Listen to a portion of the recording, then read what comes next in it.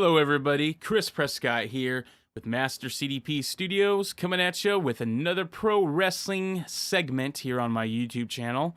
And in today's segment, I will be going over my Survivor Series and NXT War Games predictions and fantasy booking for both those shows actually, and they are coming up here. Can't wait. I just saw NXT live in Riverside over the weekend with my wife and my cousins and a few buddies of mine. So great show, great energy. Got to see a little bit of a preview, you can say, to some of the matches that are actually on the NXT card. There's actually one match that we got to see live in Riverside that's already actually scheduled on the card. So I'll go over that. And yeah, basically I'm going to use this segment for my predictions.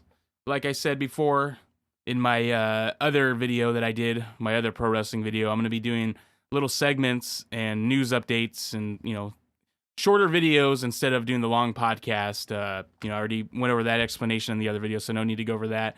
So let's start with the first part of this segment. We'll go over the NXT predictions for NXT War Games this Saturday night, November 18th, live in San Antonio.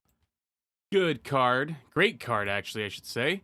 We'll start off with the announcement that Pete Dunn will be defending his WWE UK Championship, which kind of doesn't make sense against Johnny Gargano, because I thought I thought what they were going to do was that title was only going to be defended against UK competitors and UK-specific shows, but I guess not.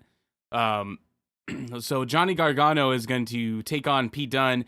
But the other thing, too, unless there has been updates on this, I saw that this is going to be a non-televised match. So don't know why they're even going to do that. I mean, you might as well just have it on there. But then again, it could be time constraints and everything. They're probably not going to have time to have that match along with the other matches they have on there, especially because they have the War Games match. That's probably going to be the longest match of the night. Probably will be match of the night. But yeah, that's the match that they have, or they've advertised. I mean, nothing much to say about that. We know Pete Dunne's going to win that. He's going to retain his UK championship. There's nothing much more to say to that. Both guys are great wrestlers, phenomenal. Both know how to put on a damn good show. Pete Dunne and Tyler Bate, when they competed, when Tyler Bate was the UK championship, and Pete Dunne had that at a Takeover, their match at Takeover. That, and you know what? I don't care what Meltzer says. That should have been a 5-star match. That should have been a 5-star match on your little rating scale there, bud. But, both guys, Johnny Gargano and Pete Dunne, they're great wrestlers. They're excellent in the ring. So I don't expect anything less from those guys than a 4.5, 5-star. We'll go with Meltzer's his rating. Critique, even though we're not going to be able to see it, I'm sure it's going to be a great match. I'm sure it's going to get the crowd going for the televised matches, which will start Kassius Ohno versus Lars Sullivan. We actually got to see this match at NXT Riverside, and it went as you expected. Lars Sullivan went over on Kassius, and I expect that to be the same result this Saturday at NXT TakeOver War Games. Both guys did a really good job. That was actually a really good match that we saw with those two. Obviously Lars is still getting the hang of everything in the ring, but he does good for what he is. For what he is, he does good. Like, he's the big monster that's supposed to go out there and make the facial expressions, the scary facial expressions, and just beat down on his opponents. And he did a great job when we were there Saturday. And he's been doing good on TV. And I expect to see him, I think he'll end up being one of the bigger stars that comes out of NXT, especially when a call-up comes. Brock Lesnar was taking him under his wing. I was reading that a year ago. Don't know if he still is training with him or not, but I know Brock Lesnar had some eyes on him. So, maybe Lars can be the guy. Like, see, that's where my thing with Brock Lesnar is, it was cool to have Goldberg come back and beat him and everything, but you want a new up-and-comer guy to be the guy that dethroned Lesnar, to be the guy that stops the beast from, having 5-minute squash matches on everybody, according to everyone. But I think you wanted to save that, really, for someone who was up-and-coming, a younger star, and Lars would have been perfect for that, actually. or Braun Strowman, but they have different plans for Braun, and that didn't go as as Braun probably would have hoped. But give that accomplishment to a new up-and-comer guy, and Lars Sullivan would be perfect. It'd be believable. Big monster dude coming in here, younger and hungry, wanting to be at the top of the WWE, and you have him beat Lesnar. That would have been cool. But, that also probably would have been something years down the line, or at least Lars being ready for that type of match is probably still years away. And, they went with Goldberg on that, so... But Lars Sullivan, I think he has a bright future. Kassius Ohno, great, reliable worker for the WWE and NXT. I could see him making the jump, shortly here. Maybe next year after WrestleMania for main roster. Who knows? Maybe even after Survivor Series. But, you kind of can't take too many guys from NXT right now because, after you took Shinsuke and Bobby Roode, I mean, you do still have a lot of worthy guys to be the face of the NXT down there. You got Drew McIntyre as a champ right now. But, they don't want to pull too many of their big names yet from NXT. And speaking of big names and up-and-comers, the next match, Alistair Black versus Velveteen Dream. I see Black going over on this one. I see it happening by probably a screwy finish, DQ or something, because I don't see them letting Alistair lose just yet. Alistair has been on a roll since he's gotten there. He has this aura and presence about him, and he knows it, and he sees it. And I think the guys backstage pulling the strings know it, Paul and everyone else. I think they see that Alistair Black is on his way to be big things. I don't know, like, we saw him live. He came out, it was a tag team match. It was Velveteen Dream and Andrade Almas versus Drew McIntyre and Alistair Black. So it was a tag team match. Good match. But just the way Alistair comes out, the lights go out, the music, his slow walk, and then the way he ascends up the stairs, it almost has like an Undertaker-esque aura to it, So keep going strong with this guy. You do have a star right here. Don't screw it up. Don't put him in stupid comedy segments or anything like that. Keep him the way you have him. He can go to the main roster, and he can be a star. He can show up in the Royal Rumble. People will lose it. Just keep treating him the way you are. That right now, the booking on Alistair is perfect. So don't screw that. Velveteen Dream, Patrick Clark Jr., as we know from Tough Enough, now donning the name Velveteen Dream. A Prince-inspired character. He's doing a great job at it. He cut a little promo. They had a little pre-taped promo of him sitting in the back locker room with his feet up on the couch, and he's just reading a book and everything. It's so funny. And then he was talking smack on Alistair, ends it with the "be gone" line and everything. So he's doing a really good job with that.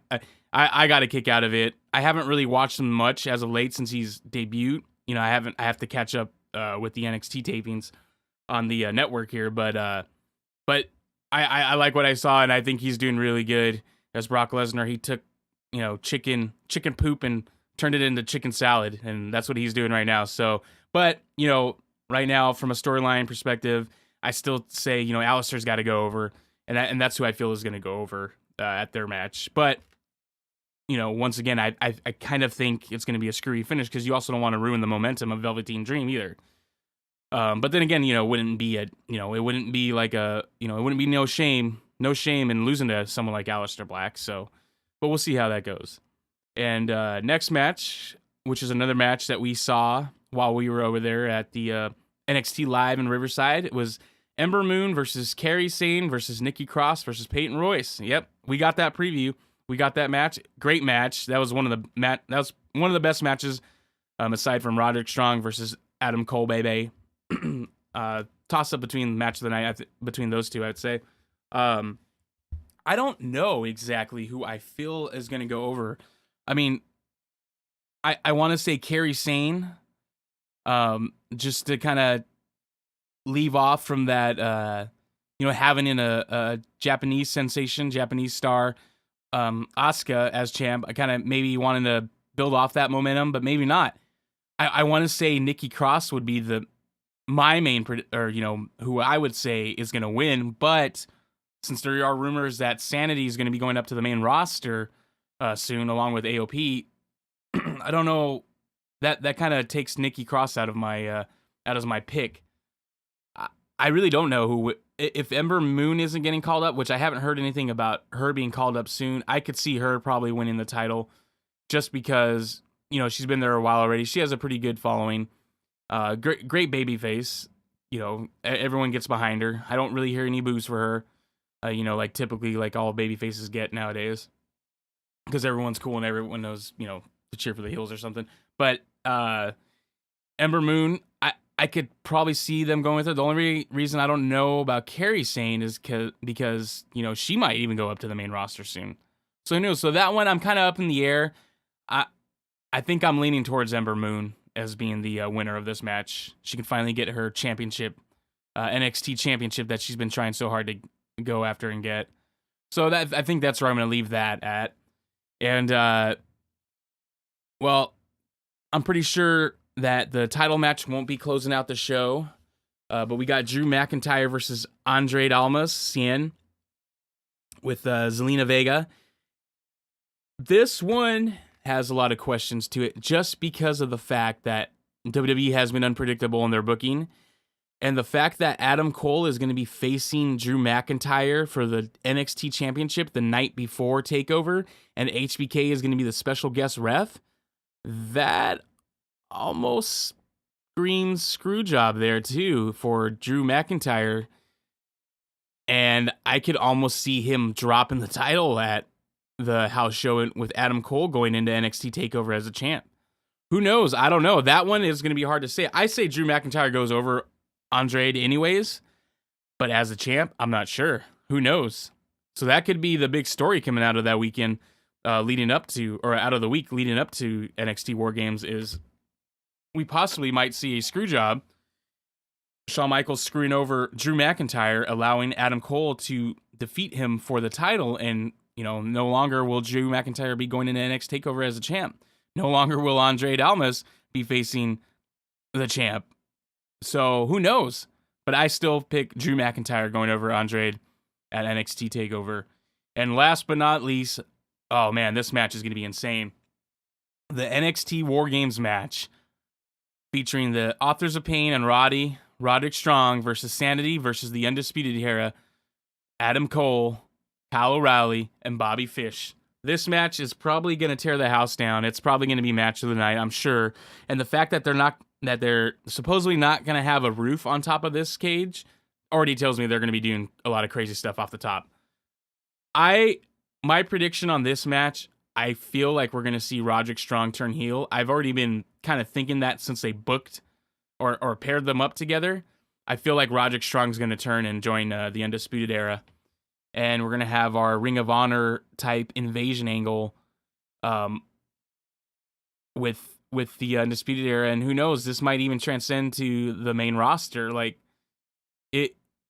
could this be the chain reaction that starts off all the club stuff on the main roster with Balor, AJ Styles, Gallows, Anderson?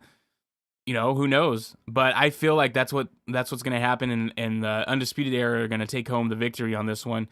AOP and Sanity will more than likely go up to the main roster.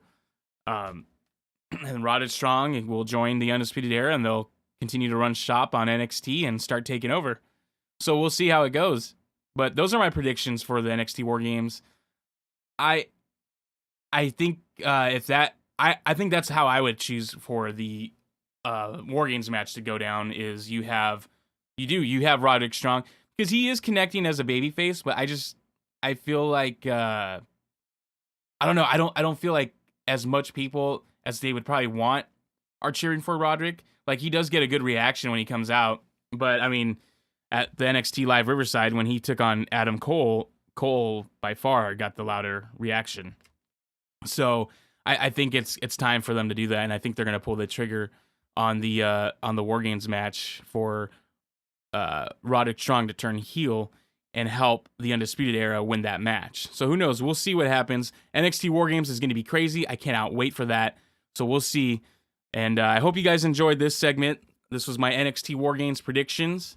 And I will be releasing my Survivor Series predictions as well today. So stick around for that. Stay tuned. This is Chris with Master CDP Studios.